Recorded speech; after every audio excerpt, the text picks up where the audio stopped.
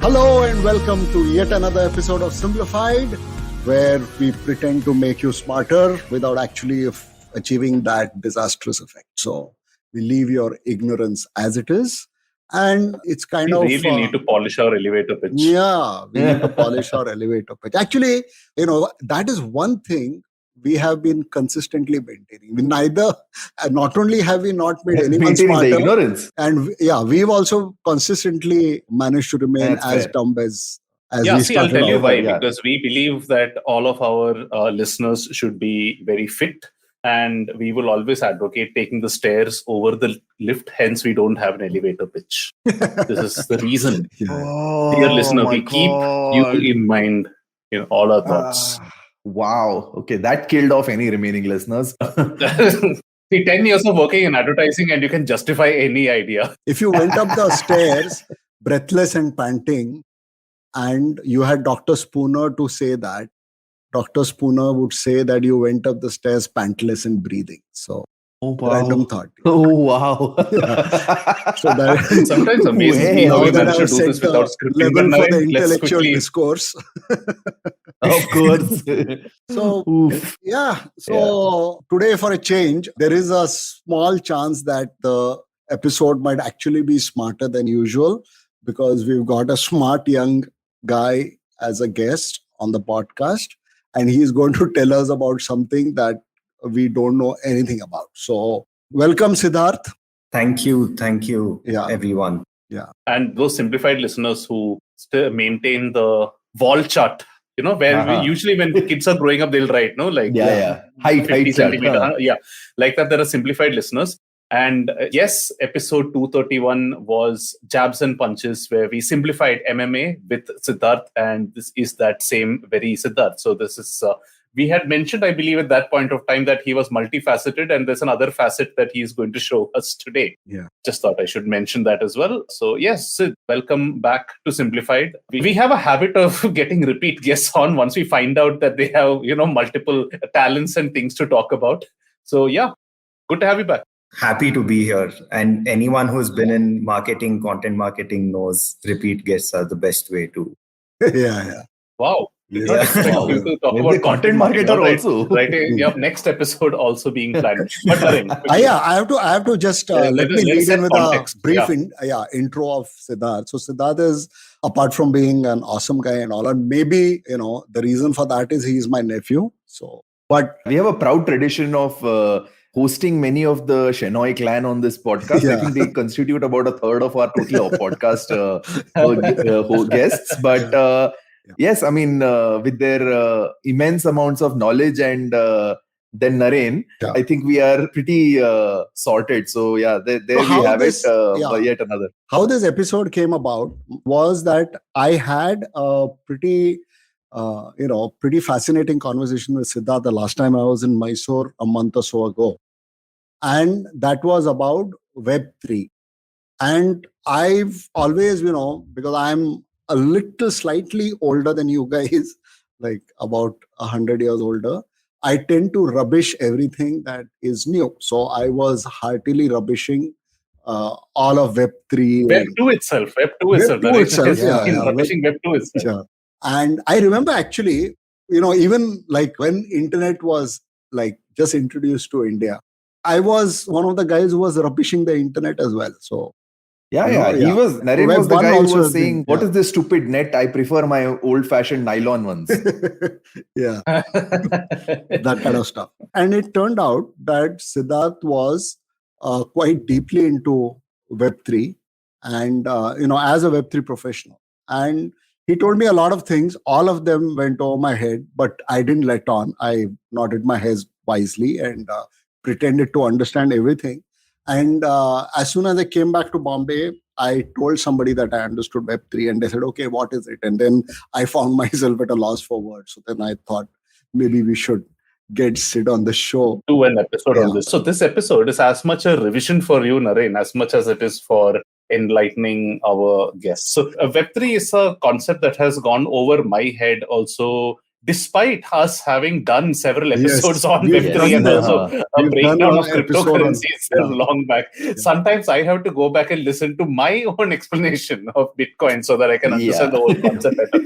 But as with many of these things, so sometimes I like to rubbish Web3 saying, whatever, all this nonsense, whatever, all this. And then I go back and there is this interview that Jeff Bezos had done with the Financial Times or something like very long back when people were asking, why would anyone want to buy shoes over the internet? And I think, all right, it's just a matter of time before I get it and the world gets it. So I guess there is something to this, and I think we should keep quiet and we should really let Siddharth So Sid, talk a little bit.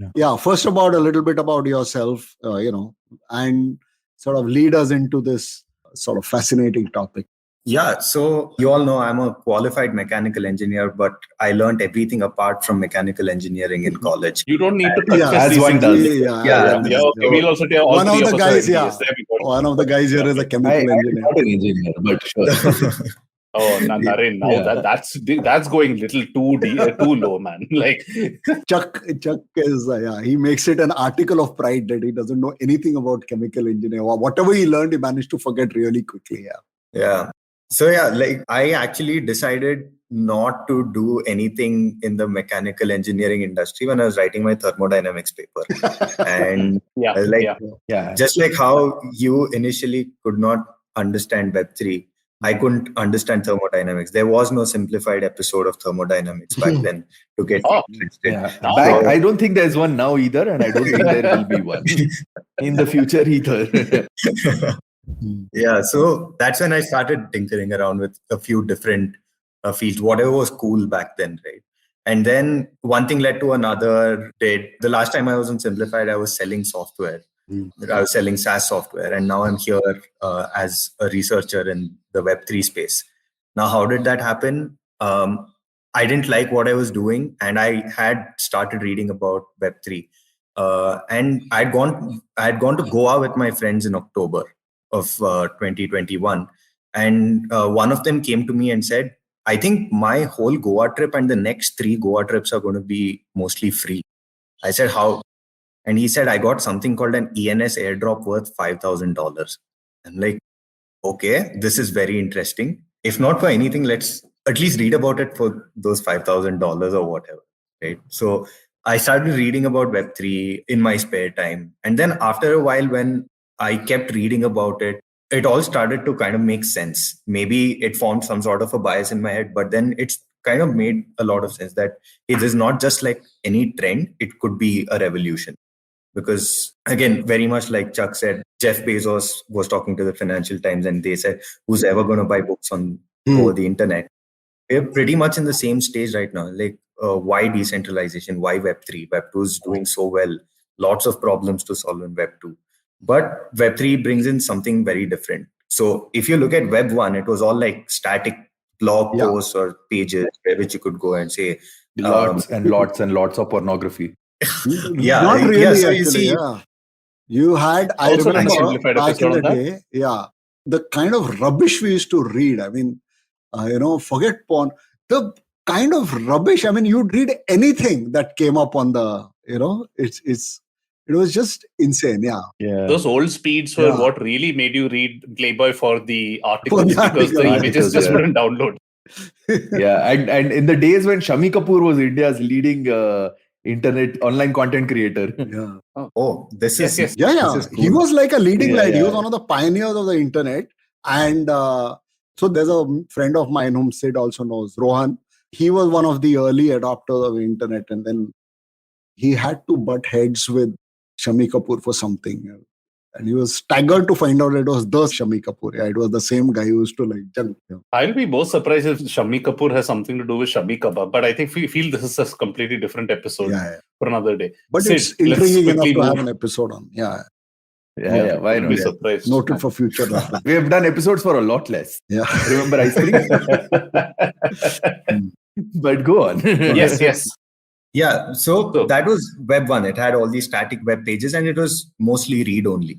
What changed Web 1 to Web 2 was the read-write portion of the web, where I could go and comment on your post, where you could talk back to me over the internet very seamlessly over, say, a social media protocol. think MySpace days, Orkut days, right? And then Facebook came in, and what read-write enables is it enables you create network effects.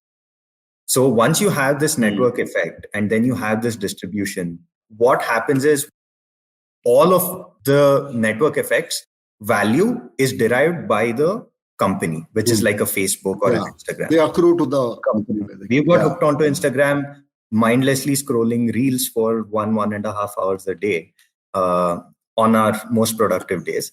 And see, all the money that is being made is by Instagram. Instagram is making all of that money, basically leeching off us in a way. Maybe the anarchist in me speaking, right? How can Instagram make us $16 million? I don't know a Web3 professional who isn't one. Yeah. Oh, yeah. Then you got to be an anarchist and be high on hopium to... Opium. Yeah, you got to do that. Because whenever any protocol or any revolution is early, you have to be extremely optimistic. Otherwise, it's just not going to work, right? So, Web 2 did that. And then what enabled this whole Web3 thing was the blockchain technology, where a bunch of cypherpunks, unknown people even today, or Satoshi Nakamoto, who could be an individual or a group of people, created a distributed ledger called the blockchain, an immutable ledger, and created a currency, which probably, according to economists, is the most efficient store of value there is today. So people created this new currency and nobody could stop it. It's a peer-to-peer network of computers where the four of us have a network and we've created our own little currency. What happened later? Okay, this Bitcoin was happening around 2011, 12. People started to get to know more about it during this time. Quick interruption. You would mark the start of Web3 with the Bitcoin paper. No, this is what was just before Web3. Web3 was enabled when Ethereum came. Okay. Bitcoin is just the beginning. Distributed ledger and a currency, an online currency. That's it. You couldn't build anything on top of Bitcoin. You couldn't build like a Bitcoin UPI. You couldn't do any of that. Any Bitcoin interaction had to be done on the Bitcoin blockchain. That's it. It could not come out of it. Nothing else could come into it. So think of this as sort of a closed system there was, and nobody could build on top of it or create these great fintech products of Bitcoin. Then this one genius, Vitalik Buterin, came out of the blue, a computer scientist and who was very interested in cryptography. He can hold conversations with the best economists in the world, probably one of the best game theorists also in the world right now. And all of this put together, he created, again, a blockchain technology which people could build on top of. You could build applications on top of it. You could build other protocols using the Ethereum chain. You could start building applications on top of it. And that is what enabled Web3. So one of the founders of Ethereum, I keep forgetting his name, Gavin's his first name. He coined the term Web3. And he's like, we can create an entirely new internet protocol. Yeah, we can create an entirely new internet out of this. Because you can make it completely permissionless and you can make it completely decentralized. There are no gatekeepers over here. Anybody can come in and you can maintain anonymity. Nobody needs to know who you are, send you targeted ads. Now that I'm speaking about Simblified, I need not expect 5 different IVM podcast ad to come up on my Instagram in the next 20 minutes, right? So all of this also enabled another thing of ownership. Anything that you put out is yours on the blockchain. And since the blockchain is immutable, nobody can, steal ownership from you. So this is what changed. Everybody owns their content now. Now, when you put content on IVM podcast, IVM might be part owners of it. And they might be hosting it on AWS servers. It just takes one nut on AWS to say, you know what, IVM podcast, somebody said something wrong on another IVM podcast and just shuts down the whole server.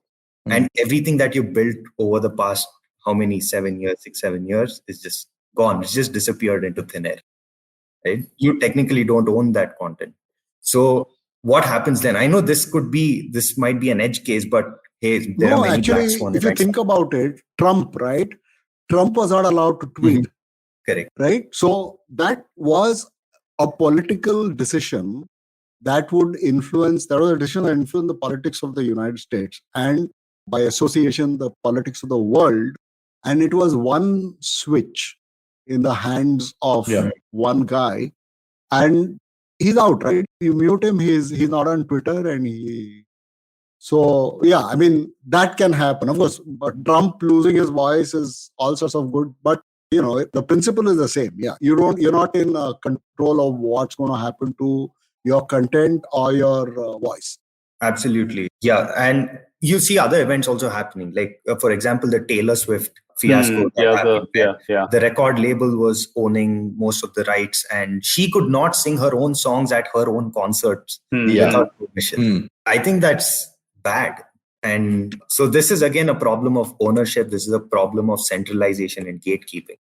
How many of you can release a box office blockbuster today without going through, say, a Walt Disney, or maybe a Dharma Productions? It's very hard for you to do that. So again, these are centralized gatekeepers who make or break your future. They get to decide everything. And that is something I don't like to see, because there should be an equal playing ground to do all. And yeah, so this was the whole point of Web3. Make it permissionless, make it decentralized, and the ownership portion of it.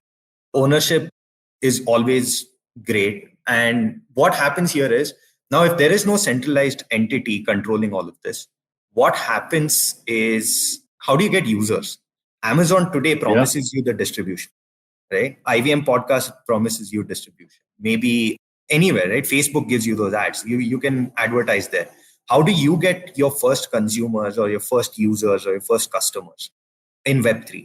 Now, since it's decentralized, the only choice you have is to build strong communities over any protocol that you build. For Ethereum, a strong community is a very strong community of developers who are ready to build on top of that blockchain.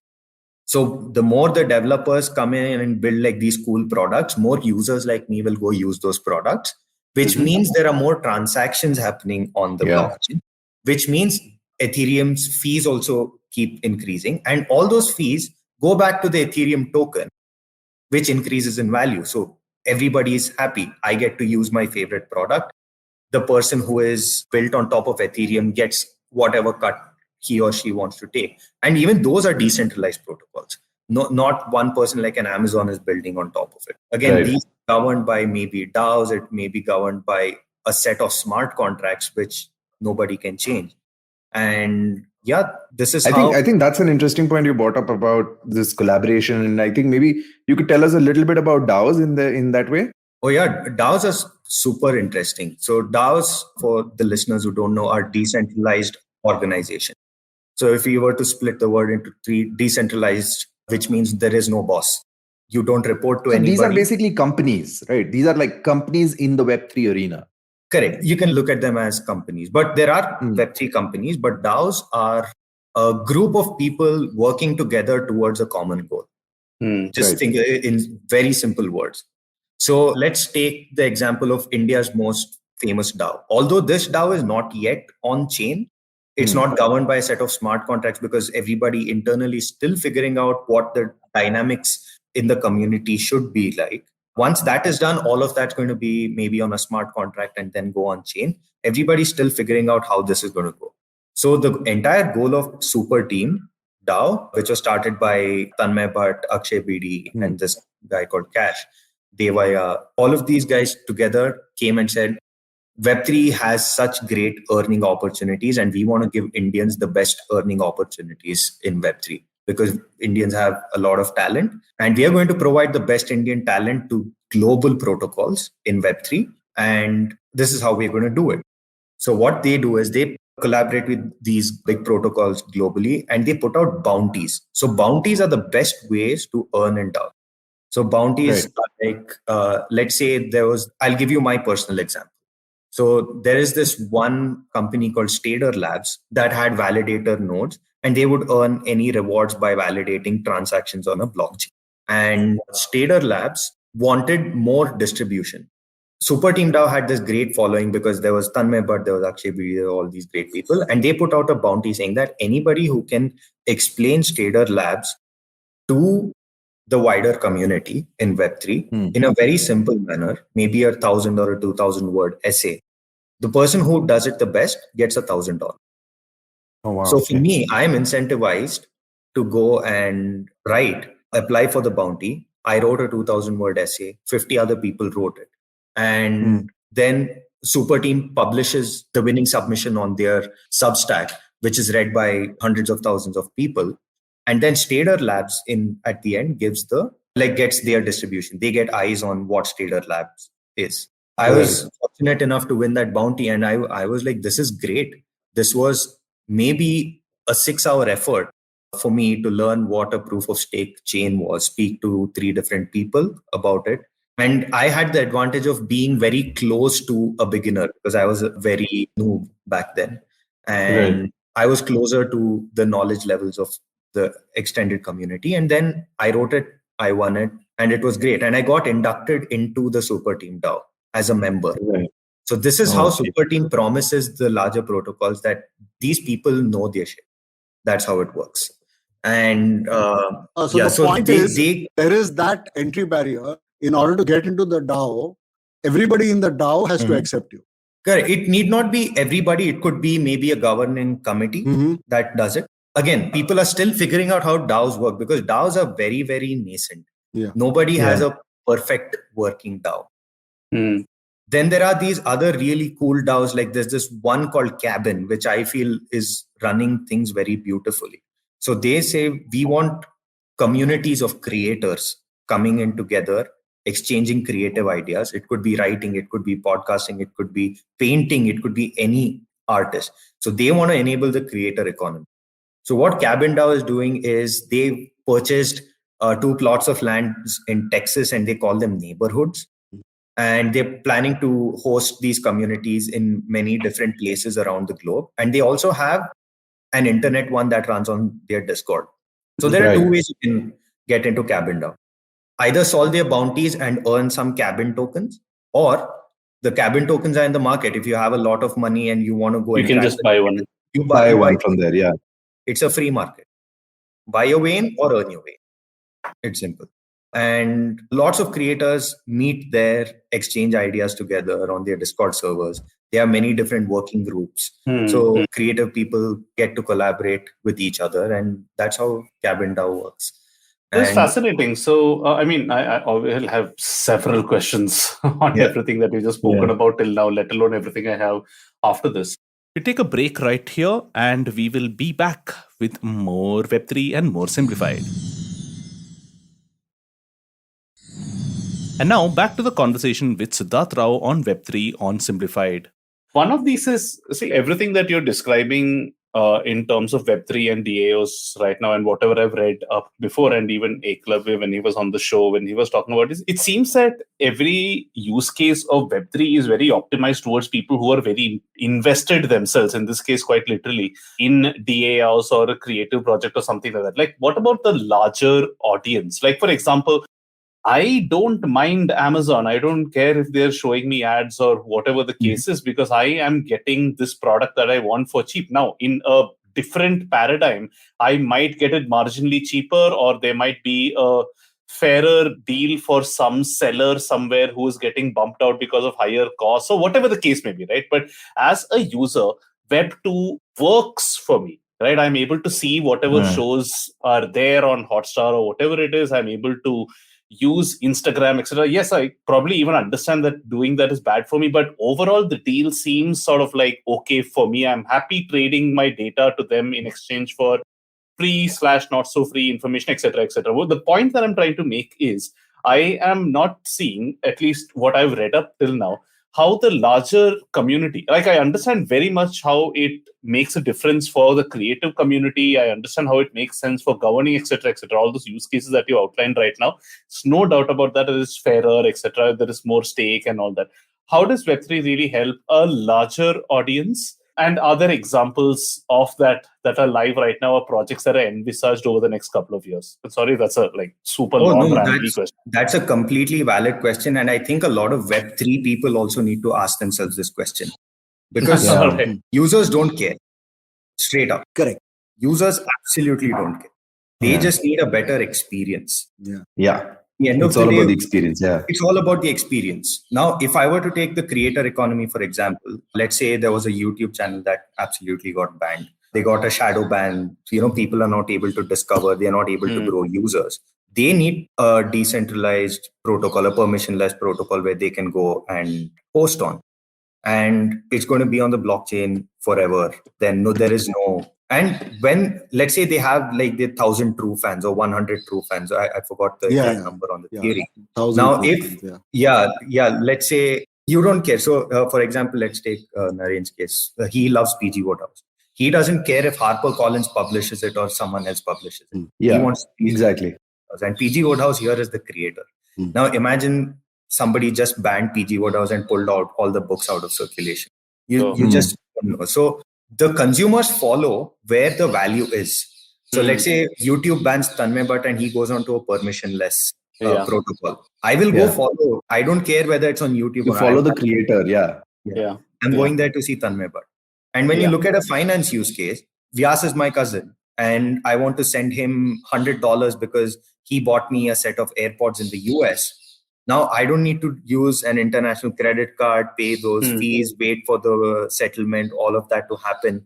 And again, we are trusting banks. Again, an anarchist in me speaking. You never know, right? Yeah. So, but what I can do with the blockchain today is I can send him 100 USDC. Happens in a matter of 3 seconds. And the only thing I pay is a small amount of gas fees. And it's done. It's already with Vyas in his account. There are no 2 or 3 banks and Swift playing around with the money on top. There are lots of points of failure over there when you want to send money. And DeFi does. Fair enough. So I'll stick with that example of the creator economy for now. The one that you use actually is a good example, and let's go down that path a little. I completely buy your point, right? I completely agree that if I'm a fan of Tanmay Bhatt or a particular artist or whoever it is, I will want to get stuff from them directly for a number of reasons, right? So that their content is not taken off later, or I, maybe support the artist more, etc., etc. Now, my counter to that is, one, if I want to support the artist more, and I'm just going to use the example of rock music because that's where I possibly, or even like Naren would possibly subscribe to PG Wodehouse's Substack. What a dream that would be, Naren. If I had a Substack of his own and he was paying Wodehouse directly $50 or something, or indeed, if you take Substack away, you can say that that's part of Web 2.0, whatever the case may be, right? You pay this guy directly and you get this thing. I maybe buy music on Bandcamp, etc., so that the artist gets more of money or something like that. The bigger problem to me is discoverability. Like you use the example of Tanmay, right? It's great if I know Tanmay, if I'm a fan of Tanmay, etc., all that, then great. I will want to support Tanmay directly, and the Web3 route sounds great for that. But it seems to me that everything that we are passionate about, be it music, be it artists, etc., intermediaries do play some kind of a role in terms of discovery. Like I'm a big fan of a lot of the artists who I initially had discovered on Spotify. I was I was subject to Spotify's algorithm and all the evil things that happen over there so that I could find bands and eventually support them on Bandcamp. So, and this is a question that I've always had, like even the examples that you gave earlier, I understand that this makes a lot of sense for communities and all that. But when these communities become like the problems of decentralization is the fact that there is no one place for discovery, especially for something like the creative art. So how does Web3 solve a problem like that? Because for any kind of outreach, you are going to be reliant on something that is based on Web 2.0, right? Be it Spotify, be it Twitter or Instagram, where you have to build a social profile for yourself, or even a platform like Insider or Book My Show here in India, where you just need to sell tickets to your comedy show. So, that's a big question that I've had. I'd love to know what your take on that. Yeah. Again, sorry I'm not grilling. No. Hope you come back for that content marketing thing that we have. In 2 years time. No, these are absolutely valid questions. And again, another thing Web3 people should ask themselves. I personally have a thesis that Web3 is not here to completely replace Web2. just like how Web 2 doesn't entirely replace Web 1. Fair Right. enough. So so you look at the internet today, you look at Wikipedia, there are static pages today that we still use. Right. Yeah. You look at Web 3 today. How did Web 3 even grow? You need Web 2 for Web 3 to grow. Vitalik himself has an account on Twitter. Yeah. All the people who were early adopters of Bitcoin, the cypherpunks, all of them have Twitter accounts. There's Adam Back, there's Nick Szabo. All these folks, they still have Twitter. People would not even know about Web 3 without Web 2. And even Fair today, enough. you ask any protocol today, you look at a Uniswap, you look at any of the top protocols today, everyone is doing their marketing on Twitter and Telegram. You need it. Because not just they need it, but the thing is, at the end of the day, however revolutionary Web3 may be, the recruitment will have to be done from the audience that is on Web 2. Like, I mean, the majority of the world still lives on Web 2. And when the world is there, Web3, the only way it can grow is by recruiting new followers and new users, new developers, new all kinds of people who all live on Web 2. I think since that's the primary mode of communication, I think Web3 cannot yet say that, okay, I'm going to completely move away and I'm only going to talk to my world of people. It needs to have a recruitment tool, and that's where it's at. So it can't just declare its independence there. Correct. Yeah, so that's great. I've understood that a little better now. What is the utopia then that Web3 evangelists feel will be the case? For example, when I have a long question allied to what Chuck is saying. So this comes from a podcast I heard of Balaji Srinivasan. Okay. So Balaji Srinivasan is this Web3 evangelist. Very fascinating guy. I mean, really, really. Yeah, ex-Coinbase and Coin.com and all that. Yeah. So big guy. he gives this example. So he's talking about China, okay, in the aftermath of Mao, right? So after Mao, the infamous gang of four, Mao's widow and three other guys, they took over. After they took over, they expanded Mao's already disastrous policies, and China was really suffering. And there was a lot of, unrest and discontent, and there was a lot of behind the scenes maneuvering by a lot of people. And Deng Xiaoping finally pushed these people out. He got it. And then when he took the reins over, he had this really huge mess. He had a whole country. So what happened was there was a lot of capitalism apparently was a crime punishable by death in China. Wow. So back then, if you're just somebody goes and says you're a capitalist, they'll summarily execute you. And in that, so they had these communal farms where everybody worked on the farm and all the produce was given to the state. So really no one had any incentive to work, and, so people really didn't. And there was one farm or some farms in China which were doing 10x better than the regular farms.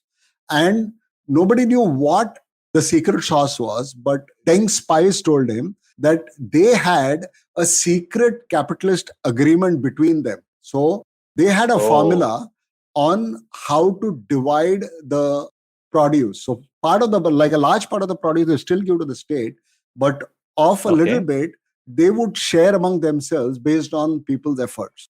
And that was the sauce. So Balaji Srinivasan says, this is what will happen to content creators in Web3, as compared to Web 2, because Web 2 is very exploitative. Yes, you have some top YouTubers or Instagrammers or whatever earning a lot of money, but they are minuscule to the points of being a joke, very, very few. Even people with 500,000 or 200,000 followers on YouTube who won't make enough to make a living. And Web3 will change that. And once that changes, you will see the quality of the content transforming dramatically. So that's what happened with China. So Deng famously said that, it doesn't matter what color the cat is as long as it catches mice, which was interpreted to mean that capitalism was okay. And it was okay. And then they had their own version of capitalism, which was immensely successful. In 40 years, we know what China has become, from a basket case to the second or the first power, depending on whom you're talking of goods for the world. Yeah. So my question to Sid is, how do you think this will happen? Web3 empowering content creators that transformative? Or do you share this, or do you have any idea how, or is it still very amorphous? See, for content creators, the point that you brought up about, that only the top 0.0001% making all the money, and the rest of them are putting out maybe hundreds of videos and they're still not gaining the traction, not earning any kind of money. They're earning less than 10K a year, which is not sustainable for maybe a US citizen. And this is going to change. It's going to unlock that long tail, because then every creator has his or her own community around them, and the same 100 true fans theory works there. Even if you have 100 true fans on YouTube, you're not going to make any money.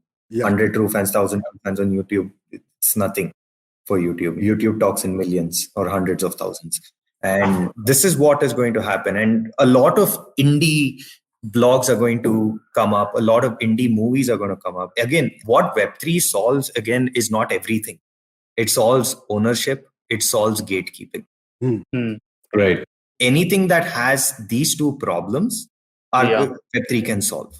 Oh, that's amazing. That's a great answer. Yeah, I think that's a great answer, Sid, because I think it's important to see any technology, not just Web3, in terms of what are the problems that it actually solves. It's not, here's the thing for any solution. So I've been following the creator economy over the last 3-4 years, right? And I've seen lots of people saying, oh, this is going to solve this problem, that, or whatever. The fact of the matter is fundamentally all humans just have 24 hours in a day to spare, out of which a small portion of which can go towards content consumption in some shape or form. Now, just because a platform exists where any musician can come up and put music online easily doesn't mean that that musician is entitled to my time necessarily. Right? Yeah, this is exactly. And that's a huge problem, right? Because technology has made it easier. That's the classic freedom of speech versus freedom of reach argument. Yeah, right? Exactly. Just because a platform makes it easier for somebody to put stuff out there doesn't mean that they're necessarily going to get reach. In fact, I would say that as it becomes easier for creators to put up content, the more difficult it is sort of for creators as a whole to get reach. And today you live in a day and age where the top pop stars have to increasingly put up content on their social media to stay relevant. So it's always a double-edged sword, and I don't think Web3 or anything else is going to solve that problem. It's really not a now, if Spotify is not paying artists enough, that I agree is a problem, which possibly models like Bandcamp or just getting the general public to pay up more money and appreciate music and all that, again, philosophical conversation to have sometime else, that could possibly solve. I don't think the problem, you're absolutely right. And I know I deviated a little bit over there, but I just wanted to say that's a great answer. Wherever there is gatekeeping, yes, I understand it can solve, Web3 solutions can solve that. So, and just to add to that entire thing about solving every problem, I think in some ways, Web3's conversations have gotten, I won't say derailed, but misrepresented a little bit because of this whole alternate universe creation where I will now live my existence on Web3, be on the metaverse, spend money on the exclusively using Bitcoin and other currencies. That entire conversation line has actually alienated a whole bunch of new recruits into the Web3 space, because they feel at the end of the day, we still live in the meat space, so to speak. And with that particular argument, when those extreme fanboys kind of paint this kind of dystopian future of sorts, it kind of turns away a whole bunch of people from the Web3 space, because they feel like this is just a bunch of kids wanting to lose themselves in a video game. Right. Yeah, absolutely. So, and in that space, what happens is, therefore, exactly the point that you made, if we come back to Web3 as saying that, there are specific Web3 technologies that solve specific problems, is where you actually bring in a lot of people and they're like, oh, this is a problem that exists in the world. Web2 solved it in this way. Web3 is solving it in a better way. This is why I will adapt to it. Yes, absolutely. And then we can maybe look at getting into that utopia at some point of time. Great point. Absolutely. Great point. Yeah. I completely agree with you. There are two industries, I think, globally that need massive amounts of help with PR. One is the Democratic government in the United States that are doing a very shitty job of tom-tomming whatever they have done. And two, I think, is Web3 and crypto as a whole. I think there's so much negativity, so much. The only news that you hear about it is, some scam or the other or this. You don't need me to repeat again and again. All right, we had such a lovely, fascinating conversation with Sid that we lost track of time, and we actually had enough material for 2 episodes. So that's exactly what we're going to do. We're going to stop this episode over here. There's a lot to process in any case, and we will be back in your feeds next week with part 2 of this episode. I hope you enjoyed this. This is like really fascinating conversation on Web3, which opened up my mind for sure. And yeah, we will see you guys next week. Till then, stay safe, stay decentralized, and stay simplified.